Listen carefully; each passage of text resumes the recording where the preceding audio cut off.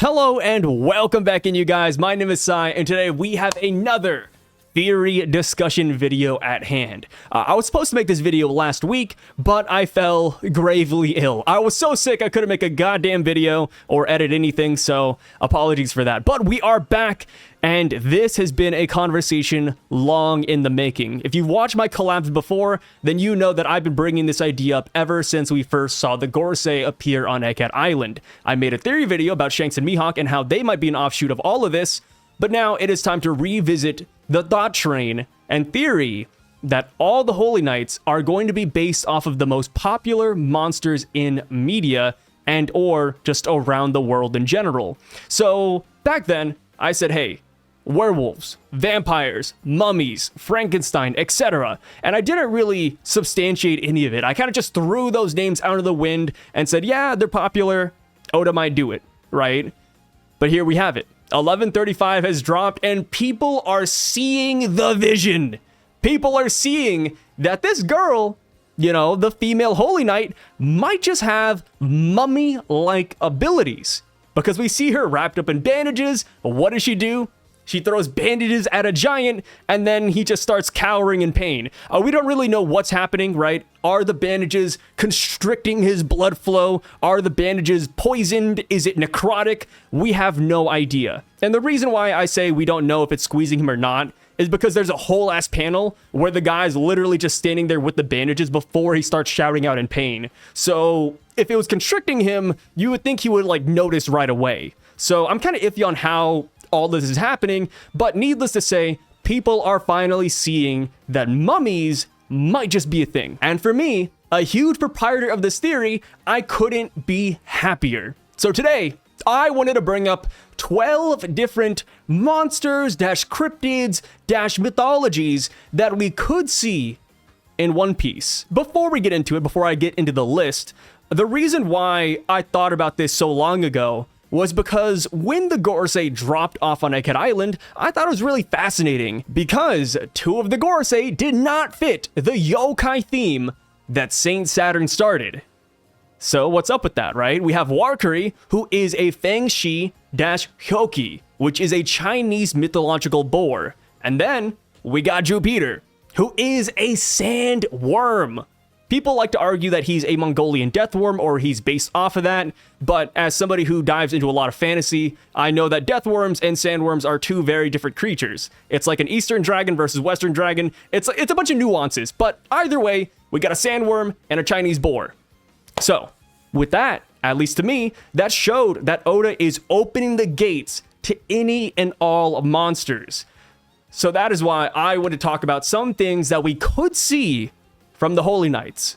And I gotta say it right here, this is not like a definite thing, right? We still don't know what is going up with the Holy Knight girl, but I am going off of the thought train that it is mummy-like, or mummy-like abilities. So first distinction I want to make real quick before we hop into it is that I do not think that these are devil fruits. I don't think that these are Zoan transformations. For me, it's always been a little bit odd when I think about celestial dragons and devil fruits, because in no world would it make sense for them to have devil fruits. And the reason I say this is simply because of their names. They are celestial dragons. They are the gods of the world. They see themselves as above the common man. So why would a god eat a devil fruit, right? Gods and devils, they don't exactly mix and mingle, right? We do have Doflamingo, who has the Ito Ito no Mi, the string fruit, but Doflamingo didn't exactly grow up in Marie-Joie, right? Homing, his dad, took him out of it at a very early age, and Doflamingo isn't even accepted back into the Holy Land. They do not like him. They call him the Heavenly Demon. Heavenly because he's a celestial, but demon because he's a bad person, or maybe perhaps because he ate a devil fruit. So to me, it just doesn't make sense for them to eat devil fruits. I don't think they have them. I think these are genuine transformations. Another hint about celestial dragons not eating devil fruits is what we saw back during Boa Hancock's brief flashback. I put that in quotation marks, but you know, we saw like one or two scenes where Boa said that the celestial dragons fed them devil fruits for entertainment, right? Devil fruits are something you give to lesser people. That's something you give to slaves for fun. So because of that, I really think that these are different powers in general, and we've seen Oda play around with magic before. Before One Piece started, he had magic and devil fruits exist in the universe. And not to mention, we also have hints of magic throughout the series as well, or at least weird powers. So I am more inclined to believe that these are different abilities as a whole, so I just want to lay that out real quick. So now, on to the powers we might see. First up, number one, the most obvious one, we already talked about it, mummies. I think this girl might actually be a mummy, or if people want to bring it to yokais, we could say it is an Itan Momen, which, by the way, for a lot of these numbers, I do have multiple options per each one, and that's simply to add some variety here, right? I want to flesh them out a little bit more, but yes, mummies. I think this could be a really awesome power because it could tie to Alabasta, right? We could have this be an offshoot of the Nefertari family, and if they all stayed there, maybe they would all have these mummy-like abilities. So with mummies, usually comes bandage wrappings. We have corpses being brought back to life. We also have necrotic damage, which is what I mentioned earlier. Like maybe underneath the bandages that the giant has on, his skin and body is rotting. That's kind of what I'm imagining. That's probably why he says it hurts. That's just my assumption. But yeah, I think mummy is a pretty solid option. And of course, I feel like no matter where you live in the world, you've heard of a mummy before, right? It's like a stereotype. Oh, you go into a pyramid and then, oh, there's these mummies that chase you and kill you. And then as far as Itan Momen goes, the yokai version of this, we don't really have an image of what it typically looks like. You know, whenever you look that up, you just see bandages or, you know, fabric flying in the sky, wrapping people up. So maybe that's it. Maybe Oda's taking some artistic liberties here. And to be fair, I feel like Oda will put a good spin on a lot of this as well. So maybe if he wants to give Itan Momen a human transformation, or maybe if he wants to take the mummy concept and change it up a little bit, that could be the case. But yeah, I think mummies are a pretty solid one. And next up, we got vampires. I got vampires at number 2. And a couple of reasons why. First up, Mihawk. You know, ever since we first saw Mihawk at the beginning of the story, people have been saying that this guy is a vampire. I'm not there. Obviously, I showed the thumbnail earlier of Mihawk looking like a vampire. That wasn't the point of the video. I was saying that Mihawk's family, if they were celestial dragons, could be vampires, right? If there is a Mihawk Holy Knight out there, or Mihawk adjacent Holy Knight, then yeah, maybe that is going to be a vampiric figure in the world government. And the reason why I put a lot of stock into vampires is because of carrier bats. Sounds a little silly, right? Sounds a little bit silly. But we do know that in the world of One Piece, there are these seagulls that fly around the world and drop off newspapers. And that's because of Big News Morgans and the fact that he is an Albatross Zoan Devil Fruit user. He's a bird that controls other birds. That makes sense. But for the world government, they actually have their own delivery system. They don't use the seagulls. Instead, they use bats. We don't know where these bats came from. Some people said that these are Gecko Moria's bats, but the shadow bats and these bats look vastly different, right? Gecko Moria's bats are made out of shadows and have these crazy silly eyes, and then the carrier bats of the world government are genuine bats. So because of that, I do think that there will be some sort of bat manipulation person in the world government, and if we're going with classic monsters, I think vampires just make the most sense here. And plus, not to mention, vampires are pretty popular no matter where you go in the world. We had a movie, Nosferatu, come out December 25th. They're still popular to this very day. And as far as Oda thinking about vampires, we had a character in One Piece Red called Redfield. Patrick Redfield. That guy had the Vampire no Mi. That is a devil fruit that Oda himself cooked up because he actually writes in the devil fruits for the video games. So yeah, Oda knows all about vampires. So I wouldn't be shocked if we get a legitimate vampire transformation within the Holy Knights. And as far as Mihawk's character goes, I feel like this could tie it all together, right? People are asking for Mihawk backstory. What are we going to get with Mihawk? You know, when is Mihawk going to get something? I think this could be it. Like I said, I'm not saying that Mihawk is a vampire. I'm saying that if he is a celestial dragon, maybe his family are vampires. And Mihawk is like the vampire hunter. He kind of gives off that aesthetic too, right? Living in a castle, the red wine, the crosses. I feel like it could be there. So next up, we got werewolves. I know people bring up Jabra whenever I say this because he is a wolf devil fruit user, but Jabra's kind of lame. You know, love the guy back in Enies Lobby, but he didn't exactly come to Egghead with Rob Lucci and Kaku, right? We don't even know if he's awakened. But yes, if there is a werewolf man out there, I do think that Oda has enough artistic imagination to make this different than Jabra as well. I feel like it'll be like 100 times cooler. And as far as werewolves go, people typically talk about werewolves in the same light as Garling or Stabs even, because people bring up the Norse mythology, how, if Shanks is based on Tyr, there's usually a Fenrir right around the corner, and they're like, oh, maybe that guy is going to be the werewolf of the series. So yeah, a crazy mythological wolf transformation? Why not? I mean, we do know that werewolves typically have this crazy connection to the full moon, and we do know that the world government loves the moon. Between the Oxloid Bell, between Doflamingo's 16 heavenly bullets, the 16 phases of the moon, and then Mihawk even has an attack called the 16 holy moons as well. Like, I feel like the werewolf thing is pretty much there. And the reason why it gets tied to Garling a lot is because of his hair. It is the shape of like a crescent moon or a star. And typically people look at that and they're like, oh, like, he could be a wolf, man. Something could be there, right? So I do like the werewolf idea a lot. Moving on to number 4, this is going to be where we get a little bit silly. But I did put in Nekomata. I know. We already have Zosai. We already got cat people, man. What are we doing here? But Nekomata is an interesting one. I do think that there's enough to differentiate Nekomatas and Nekomamushi, for example, back in Zo. And the reason why is because this is a yokai, and the abilities are just vastly different in general. Nekomatas, while they could be seen as cute cat girls or cute cat people, when their tail splits into two, they turn into a monster. And not just that, but they have the ability to shoot fireballs, reanimate corpses, and they're pretty much just necromancers altogether. So, while they might just be cute, fluffy cat people, they're kind of scary, man. So Nekomatas, I think, is a classic trope that Oda could bring into the series. And past that, now I'm just thinking about a Frankie matchup, but I think we could get a legit Cyborg. I know. Cyborg, what the hell? Well, what are we talking about here? You're starting to think about the Holy Knights, and you have all these transformations and creatures in mind, and it's like, wait, what are we doing here? But I do think that there could be a cyborg scientist opponent within the Holy Knights. And like I said, it's because of Frankie. I'd like to just think about how cool it would be if Frankie fought a legitimate robot, right? I know we had Kuma back at the Holy Land, and he was known as the indestructible slave. But what if there's like an indestructible Holy Knight who's kind of like Kuma? All right, we also know that the world government does do scientific experiments. I mean, hell, Saturn was the godhead of scientific defense. He said he was a man of science. We didn't see any of that, dude.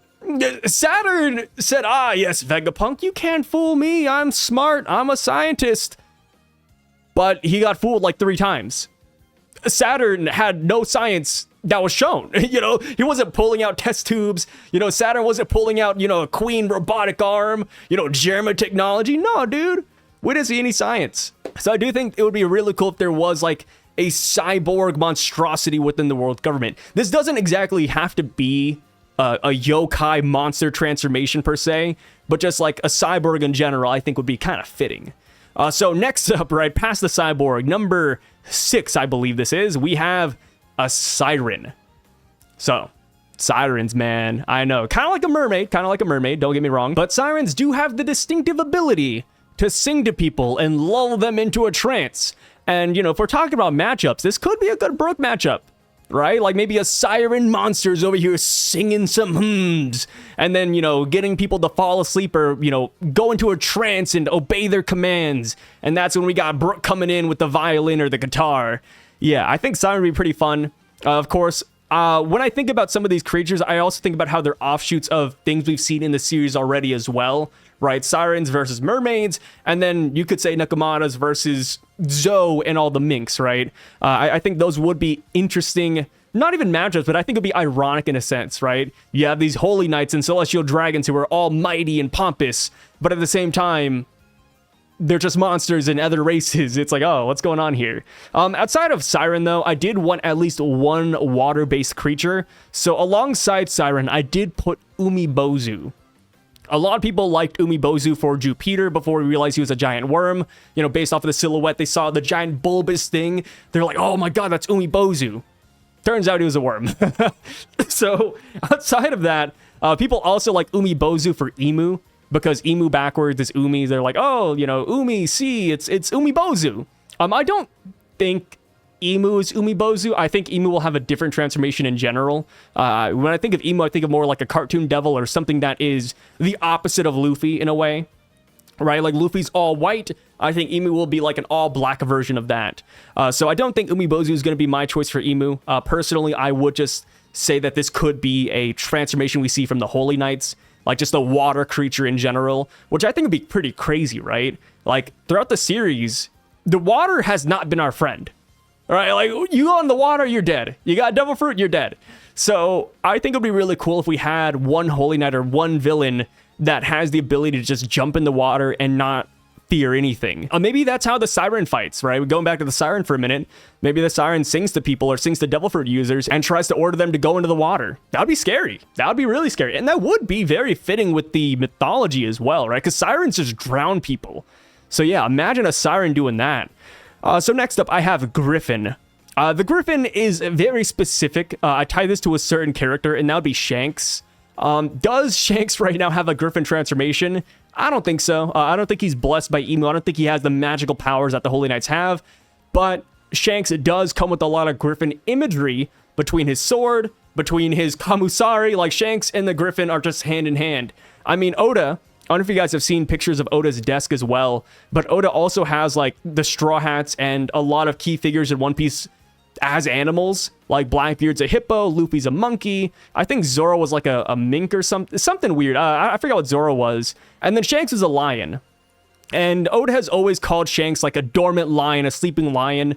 And one step away from a lion is a griffin, because a griffin is literally just an eagle mixed with the lion. And then of course we had Film Red, where Luffy had like this crazy lion attack, and then Shanks had an eagle attack, and then it mixed, and then it became this crazy griffin that destroyed Uta's Tot Musica. Yeah, that was a insane scene. But yeah, with that, I do think we could see a griffin within the Holy Knights. I do not think it's Shanks again. I feel like this would go to his clone dash brother. I think it'd be kind of fitting, right?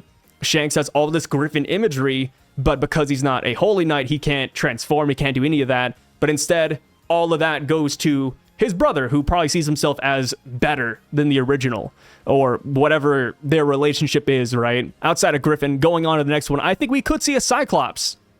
Hell, most people have 2 eyes. Pudding has 3 eyes. Let's bring it down to 1, baby. We could see a Cyclops coming into the series. Kind of a weird one, I will admit. I don't really know what powers a Cyclops has over a regular person, minus just brute strength in mythology. Maybe Oda brings it from the X-Men, where like they just start shooting laser beams. Be kind of silly in my opinion. But yeah, Cyclops would be pretty cool. Also, if we wanted to bring this back to yokai, there's actually many yokai with 1 eyes. But the first one I found that I thought was kind of compelling was Hitotsume Nyudo, which is the one-eyed priest, which is a monster that chants to you and kills you. I mean, pretty standard, par for the course for yokai, right? For some reason, yokai just love killing people. So yeah, I think that could be a fun one to play with. And now next up, coming in at number 9, I got Bigfoot and Yeti sharing the spotlight. The reason why I didn't want to just pick one or the other is because they're pretty much the same thing. I mean, dude, a Yeti is essentially just a cold snow version of a Bigfoot. And a Bigfoot is just the woodland version of a Yeti. So I just included them in the same thing. The funniest part is that we've actually seen Yetis already with the Yeti Cool Brothers. They are a special subset of giants. Oda hasn't given them a name, but they're called the Yeti Cool Brothers. I'm assuming it's just going to be called Yetis. So maybe we'll get like a Bigfoot variant, right? Maybe we'll see that there's a Bigfoot variant that existed a long time ago. Maybe this transformation exists within the Holy Knights. As far as what kind of abilities this could grant its user, I don't know. Maybe they have the ability to control other animals. Maybe this is going to be like a Wendigo-esque figure even, you know, spinning off of Yeti and Bigfoot. Maybe it's a Wendigo. And maybe this power could be related to the animal skull guy we saw back at God Valley. Why was he wearing that skull? I don't know. Maybe he's one with nature. Or maybe he's just a necromancer. I'm not too sure. Which, funny enough, like a lot of these creatures do fall in line with necromancy to some extent. You know, controlling the dead, you know, controlling people. That just seems to be a big trait among these monsters. So next up, at number 10, I've got Medusa. Again, another offshoot of something we've seen already. with Boa Hancock. And I think this could be either the butch-all put or the clinch of this theory, or it could just destroy it as a whole. And the reason I say that is because Boa Hancock, she had this persona of being a Medusa type figure, right? We get to Amazon Lily. She's like, yeah, you know, she's got the Gorgon's eye on her back. You look at it and you turn to stone and you die, right? Like, she's been cursed by the heavens. And it's like, okay, we come to find out it's just a devil fruit. And not just that, but we find out that celestial dragons fed it to her. And I think it could be ironic if the people who fed Boa Hancock that devil fruit is the person who has an actual Gorgon-Medusa transformation. Maybe that's why they did it, because they're like, hey, like, let's have this knockoff girl imitate a Holy Knight's powers. Let's give her the stone fruit, or the Mero no Mi, and then we'll give the sisters snake fruits. I think that'd be a lot of fun. So I do think that could be, like, the whole clincher for all of it. And, you know, going back to yokai, because like I said, if I can find a yokai that is adjacent to it, I will. But there's also the Tsuchinoko. I'm sure you guys might have seen this floating around before. Again, dominated the Yu-Gi-Oh! Meta back in the past. But Tsuchinoko is this cute giant snake. And it's like, hey, maybe Oda could take that and just turn that into a One Piece thing, right? Maybe this could even be an offshoot of Jormungandr, right? People are saying that could be the Red Line. Could just be this Holy Knight. Next up, now, this is where things get a little bit silly. Actually, this whole video is kind of silly. But next up, we got Cthulhu-Kraken. So this one is interesting. I've liked the Cthulhu-Kraken Mind Flayer transformation for a while now. And so far, at least, we haven't seen anything quite like it. You know, when I think about this creature, I think about somebody like Davy Jones out of Pirates of the Caribbean. And how he had all those tentacles and he was this scary-looking monster. I think we could get something like that. And one thing to kind of back up this notion, or at least how I could view it in verse, is that maybe, you know, going back to the scientific research of the Holy Land, maybe this is who they have that's researching scientific or magical endeavors. Which I know you might be saying, Sai, what the hell? You know, I get it. Mind Flayers and Cthulhu, they're usually really smart cosmic beings. But how does this relate to the Holy Land? Well, one thing that we never got answered back at Punk Hazard, and even back during Egghead, was who does this world government symbol belong to, right? We have the world government symbol, we have the marine symbol, and then we have this, like, skull symbol, right? We know that that's meant to say, like, oh, Punk Hazard is off limits, Punk Hazard is toxic or whatever, but it looks like a Jolly Roger. Like, I don't really know what's going on there. That's not Vegapunk's logo. That's not Caesar Clown's logo.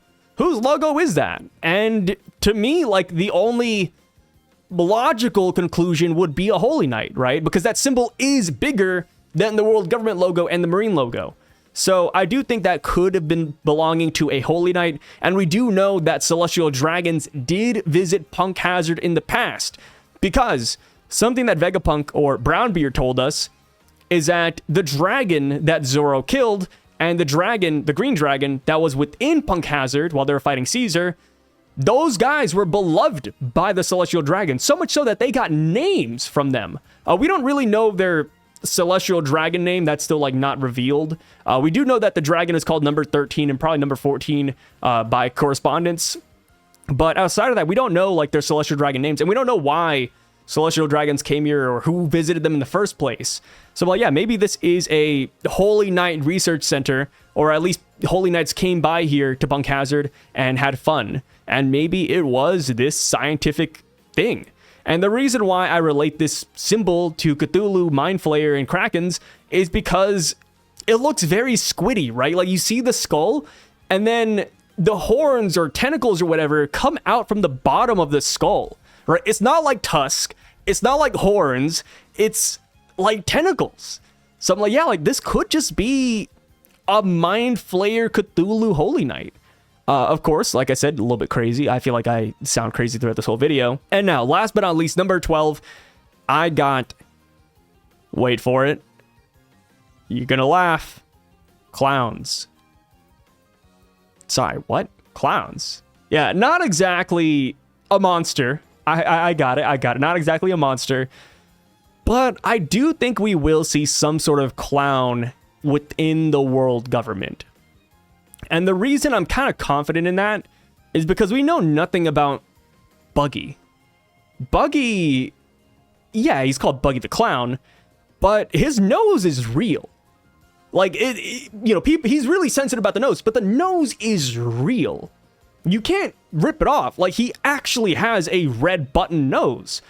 And not just that, but people have brought up, and we all noticed this when we got to the chapter, but that first silhouette of Joy Boy that we got as Sun God Nika, when he was fighting the 20 kings and queens, we saw that some of those guys had weird noses.